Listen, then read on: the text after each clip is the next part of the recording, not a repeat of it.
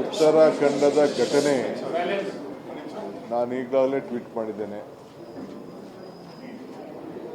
ಇಡೀ ಇವತ್ತಿನ ಹೊಸ ಪ್ರಜಾಪ್ರಭುತ್ವದ ವ್ಯವಸ್ಥೆಯಲ್ಲಿ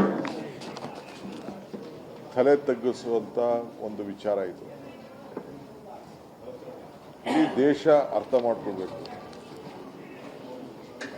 ಮಲ್ಲಿಕಾರ್ಜುನ್ ಖರ್ಗೆ ಅವರು ಬರೀ ಒಂದು ವಿರೋಧ ಪಕ್ಷದ ನಾಯಕರಲ್ಲ. ಅವರು ಮಹಾತ್ಮ ಗಾಂಧೀಜಿಯವರು 100 ವರ್ಷದ ಹಿಂದೆ ಈ ದೇಶಕ್ಕೆ ಸ್ವಾತಂತ್ರ್ಯ ತಂದುಕೊಟ್ಟಂತ ಪಕ್ಷದ ಸ್ಥಾನದಲ್ಲಿ ಆ ಜವಾಬ್ದಾರಿಯನ್ನ, ಆ ಪಕ್ಷದ ಜವಾಬ್ದಾರಿಗೆ ಇವತ್ತು 100 ವರ್ಷದ ನಂತರ ಅಧ್ಯಕ್ಷರಾಗಿ ಸೇವೆ ಮಾಡ್ತಾ ಇದ್ದಾರೆ. ಇಡೀ ವ್ಯವಸ್ಥೆ, ಹೋರಾಟ ಎಲ್ಲ ಕೂಡ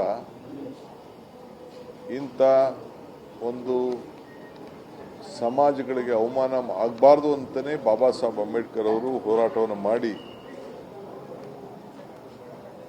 ನಮಗೆ ಈ ಸಂವಿಧಾನಕ್ಕೆ ಒಂದು ಹೊಸ ರೂಪವನ್ನು ಕೊಟ್ಟರು.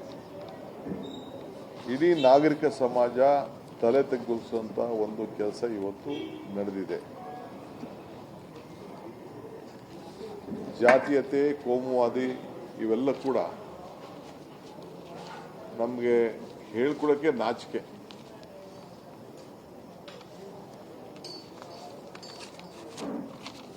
ಇವತ್ತು ಏನು ಈ ಬಿಜೆಪಿ ನಾಯಕರು ಮಾಡಿದ್ದಾರೆ, ಈ ದೇಶದ ಎಲ್ಲ ದಲಿತರಿಗೆ ಆಗಿರುವಂತ ಅವಮಾನ ಎಲ್ಲರಿಗೂ ಕೂಡ ತಲೆ ತಗ್ಗಿಸುವಂತ ಒಂದು ವ್ಯವಸ್ಥೆ ಆಗಿದೆ.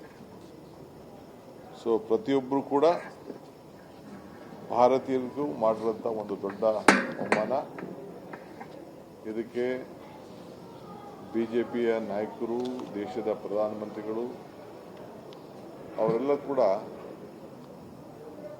ಇದನ್ನ ಯಾವ್ದಾದ್ರು ಅವರ ಪಕ್ಷದ ನಾಯಕರುಗಳಿಗೆ, ಮಂತ್ರಿಗಳಿಗೆ ಆಗಿದ್ರೆ ಯಾವ ರೀತಿ ವರ್ತನೆ ಮಾಡ್ತಿದ್ರು ಅನ್ನೋದನ್ನ ಈ ಸಂದರ್ಭದಲ್ಲಿ ಅವರೇ ಇದನ್ನ ಹೇಳಬೇಕಾಗ್ತದೆ.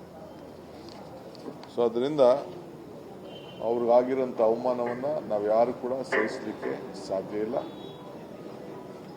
ಇದು ನಾನು ಇಡೀ ರಾಜ್ಯದ ಒಬ್ಬ ಮುಖ್ಯಮಂತ್ರಿ ಆಗಲ್ಲ, ಒಬ್ಬ ಸಾಮಾನ್ಯ ಒಂದು ವ್ಯಕ್ತಿಯಾಗಿ ಇಡೀ ದೇಶದ ಜನತೆಗೆ ಒಂದು ದೊಡ್ಡ ಸಂದೇಶವನ್ನ, ಇಂಥ ನಾಯಕರಿಗಾಗಿರುವಂತಹ ಒಂದು ಅವಮಾನದ ಬಗ್ಗೆ ಒಂದು ದೊಡ್ಡ ಕ್ಷಮಾಪಣೆಯನ್ನ ಜನತೆಗೆ, ದೇಶದ ನಾಗರಿಕರಿಗೆ ಎಲ್ಲರೂ ಕೂಡ ಕ್ಷಮಾಪಣೆಯನ್ನ ಕೇಳಬೇಕಾಗ್ತದೆ.